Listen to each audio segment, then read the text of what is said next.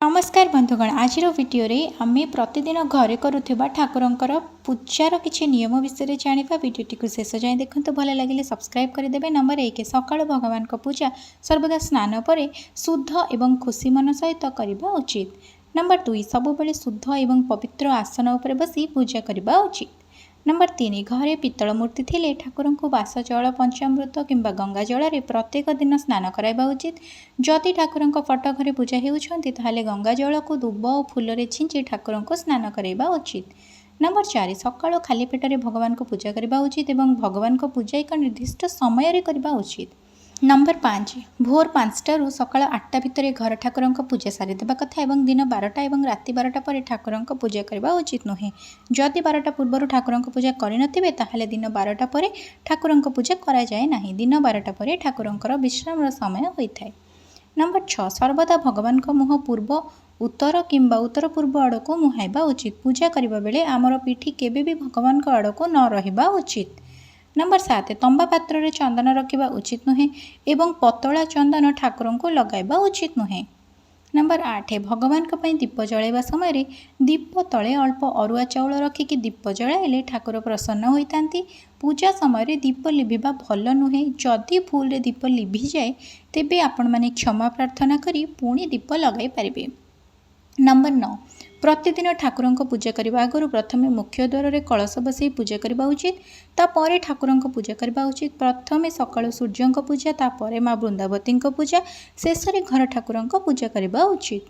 Number 10 प्रतिदिन पंचदेव ठाकुर यथा सूर्य गणेश दुर्गा शिव एवं भगवान विष्णु को पूजा निश्चित करंतु। नंबर 11 भगवान को सकाळे एवं संध्या बेले दिन को 2 थर पूजा करने उचित। संध्या बेले ठाकुरंकर आरती निश्चय करंतु। नंबर 12 सबु बेले आरती ठिया होइकी करबा उचित। आरती प्रथमे ठाकुरंक पाद तळु आरंभ करिवे एवं 4 थर करिवे। तापरे 2 थर नाभि सामनारे एवं शेषरे थरे मुह सामनारे करबा उचित। समुदाय 7 थर आरती करंतु। नंबर 13 आसन बिना पूजा करबा उचित नहे। पूजा परे तुमर आसन तले 2 बुंदा पानी छिंची दियंतु एवं जेउठारे पानी छिंचिचंती सेठारे कपाळ रखी मुंडिया मारंतु। छिंचिथिबा पानी कपाଳରେ लागिबा परे ही तुमे उठिबा उचित नचे तुमर पूजार फल देवराज इंद्र को चली जाए। नंबर 14 घरे ठाकुर पूजा करने को पूजा बासन सबू पित्तल तंबा किंबा माटीर हेबा उचित। अन्य बासन जेमिति कि प्लास्टिक फाइबर स्टील इत्यादि बासन पूजा व्यवहार करा जाए नहीं। तेणुकरी प्लास्टिक की फाइबर केबे मध्य पूजा व्यवहार करंतु नहीं। नंबर 15 पूजा घरे अधिक पुराणा ठाकुर फटो रखी पूजा करा जाए नहीं कि फाटी जाइथिबा भांगी जाइथिबा फटो किंबा मूर्ति घरे रखी पूजा करबा कथा नुह। एमिति कले घरे दारिद्र्यता सहित अनेक असुविधा भोगिबाकू पड़िथाए।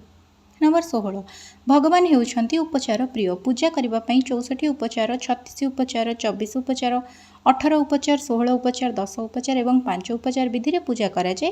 प्रायतः घरे आमे सबुदिन 5 उपचार रे पूजा करथौ जेमिति कि गंध पुष्प धूप दीप एवं नैवेद्य अर्पण करी पूजा करबा उचित। नंबर 17 पंच उपचार विधि रे ठाकुर को पूजा करी धूप अर्पण करबा उचित। तापरे दीप रे बंदेबा उचित। शेष रे भोग अर्पण करी आरती करी ठाकुर को क्षमा प्रार्थना करी प्रणाम करबा उचित। नंबर 18 ठाकुर को फूल पत्र दुबरे सजाई पूजा करा जाए। जदि केउ दिन फूल मिलु नहीं ताहाले तुलसी पत्र एवं बेलपत्र दुब अर्पण करी ठाकुर को पूजा करबा उचित।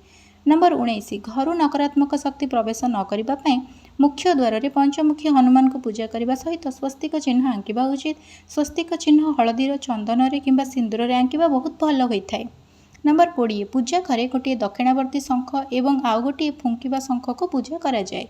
प्रत्येक दिन शंख फुंकिबा परे भलरे पोछि रखिबा उचित। घरे शंख फुंकिले पाखापाखि कौनसी खराब शक्ति रुहे नहीं। तेणु समस्त को घरे घंटी बजेबा सहित शंख मध्य फुंकिबा उचित। नंबर 21 अजुग्म संख्यार दीप जालिबा अधिक शुभ होइथाय। 3टी दीप जालिबा अधिक शुभ होइथाय। सेहीपरि धूपकाठी मध्य अजुग्म संख्यार जालिबा उचित। एहा मध्य घर पई बहुत शुभ होइथाय।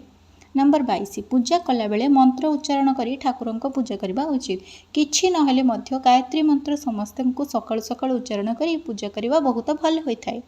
नंबर 23 नारी माने मथारे सिंदूर न लगई पूजा करबा अनुचित एवं पुरुष माने मध्य मथारे तिलक किंबा चंदन लगई पूजा करबा उचित नुहे। नंबर 24 मासिक धर्म छूतक मृतक समय शास्त्रीय नियम अनुଯାयी पूजा पाठ करने उचित नुहे कि कौन पुराण कि भागवत गीता इत्यादि को स्पर्श करने उचित नुहे। अशुभ समय कौन पूजा धार्मिक कार्य करने उचित नुहे। नंबर 25 ଠାକୁରଙ୍କ ଘର କେବେ ବି ସମ୍ପୂର୍ଣ୍ଣ କବାଟ ଦେବା ଉଚିତ ନୁହେଁ। ପୂଜା ସରିବା ପରେ କବାଟକୁ ଆଉଜେଇ ଦେବା ଉଚିତ, କିନ୍ତୁ ସମ୍ପୂର୍ଣ୍ଣ ବନ୍ଦ କରିବା ଉଚିତ ନୁହେଁ। ତା ସହିତ ଠାକୁର ଘର କେବେ ବି ଅନ୍ଧାର ରହିବା କଥା ନୁହଁ। ଜିରୋ ଲାଇଟ୍ ବଲ୍ବ ନିହାତି ଠାକୁର ଘରେ ସବୁବେଳେ ଜଳୁଥିବା ଦରକାର, ନଚେତ୍ ଆପଣ ଦୀପଟିଏ ସବୁବେଳେ ଲଗାଇ ପାରିବେ। ଆଜିର ଭିଡ଼ିଓକୁ ଏଠାରେ ଶେଷ କରୁଛି। ଭିଡ଼ିଓଟିକୁ ଶେଷ ପର୍ଯ୍ୟନ୍ତ ଦେଖିଥିବାରୁ ଆପଣମାନଙ୍କୁ ଅଶେଷ ଅଶେଷ ଧନ୍ୟବାଦ। ଯଦି ଏହି ଭିଡ଼ିଓଟି ଭଲ ଲାଗିଥାଏ ତେବେ ଭିଡ଼ିଓଟିକୁ ଗୋଟେ ଲାଇକ୍ କରିଦିଅନ୍ତୁ ଏବଂ ସାଙ୍ଗସାଥି ଓ ବନ୍ଧୁବାନ୍ଧବଙ୍କୁ ସେୟାର କରନ୍ତୁ। ଆଉ ହଁ, ଆମ ଚ୍ୟାନେଲକୁ ସବସ୍କ୍ରାଇବ୍ କରିବାକୁ ଆଦୌ ଭୁଲନ୍ତୁ ନାହିଁ। ଜୟ ଜଗନ୍ନାଥ।